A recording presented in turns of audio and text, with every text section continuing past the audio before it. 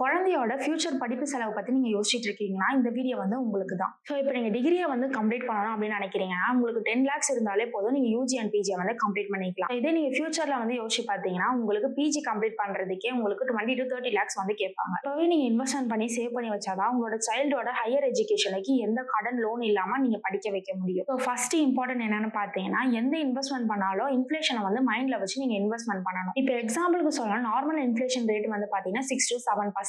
இப்போ நீங்க 5 lakhs வந்து ஃபீஸ் பே பண்றது வந்து உங்களுக்கு 20 lakhs கூட ஃபியூச்சர் ஆகிறதுக்கு வாய்ப்பு இருக்கு. அதாவது வருஷம் போக போக ஃபீஸும் வந்து அதிகமாயிட்டே போயிட்டு இருக்கு. ஸோ ஈவன் நீங்க எல்கேஜி சேர்க்கணும்னா கூட உங்களுக்கு 50,000 வந்து இப்போ தேவைப்படுது. அப்போ நீங்க காலேஜ் ஃபீஸை வந்து நீங்க நினைச்சு பாருங்க எவ்வளவு வரும் அப்படின்னு. ஸோ எக்ஸாம்பிளுக்கு சொல்லணும்னா உங்களோட குழந்தைக்கு வந்து இப்போ 3 வயசு 18 வயசுல காலேஜ் சேர்றாங்க அப்படின்னா உங்களுக்கு 15 வருஷம் வந்து டைம் இருக்கு. ஸோ நீங்க வந்து லாங் டர்ம் எஸ்ஐபி வந்து பிளான் பண்ணலாம். ஸோ அப்படி நீங்க பிளான் பண்ணும்போது நீங்க இன்ஃபிளேஷன் ரேட்டையும் வந்து மைண்ட்ல வச்சு கால்குலேட் பண்ணுங்க. ஸோ நார்மலா பேரண்ட்ஸ் வந்து காலேஜ் அண்ட் ப்ரொஃபஷனல் டிகிரிஸுக்கு தான் வந்து ஒரு மெயின் கோலா வச்சு இன்வெஸ்ட்மெண்ட் பண்ணுவாங்க. ஸோ அந்த மாதிரி இருக்கும்போது நீங்க 5 to 10 years வரைக்கும் உங்களுக்கு டைம் இருந்துச்சுன்னா நீங்க தாராளமா ஈக்விட்டியை வந்து சூஸ் பண்ணி நீங்க இன்வெஸ்ட்மெண்ட் பண்ணலாம். மோஸ்ட் இம்பார்ட்டன்ட் பார்ட் என்னன்னு பாத்தீங்கன்னா நீங்க எவ்வளவு அமௌண்ட்டுக்கு வந்து இன்வெஸ்ட்மெண்ட் பண்றீங்க அப்படின்னு. நீங்க ஒரு அமௌண்ட்டை வந்து மைண்ட்ல வந்து வச்சிருக்கீங்க இன்வெஸ்ட்மெண்ட் பண்றதுக்கு அப்படின்னா நீங்க அவிவிட் ஆப்ல போயிட்டு நீங்க எஸ்ஐபி கால்குலேட்டர் மூலமா நீங்க கால்குலேட் பண்ணிக்கலாம். எக்ஸாம்பிளுக்கு சொல்லலாம், உங்க கோல் வந்து 20 lakhsனா 15 yearsல வந்து நீங்க கண்டிப்பா நீங்க 5 to 10,000 வரைக்கும் நீங்க இன்வெஸ்ட்மெண்ட் பண்ணாதான் உங்களோட கோலை வந்து நீங்க அச்சீவ் பண்ண முடியும் 15 yearsல. உங்களுக்கு நான் கொடுக்குற சின்ன சஜஷன் என்னன்னு பாத்தீங்கன்னா மந்த்லி 5,000 வந்து இன்வெஸ்ட்மெண்ட் பண்ணுங்க அண்ட் அதே மாதிரி இயர்லி 10% வந்து ஸ்டெப் அப்பா வந்து பண்ணுங்க. அந்த மாதிரி நீங்க பண்ணும்போது உங்களுக்கு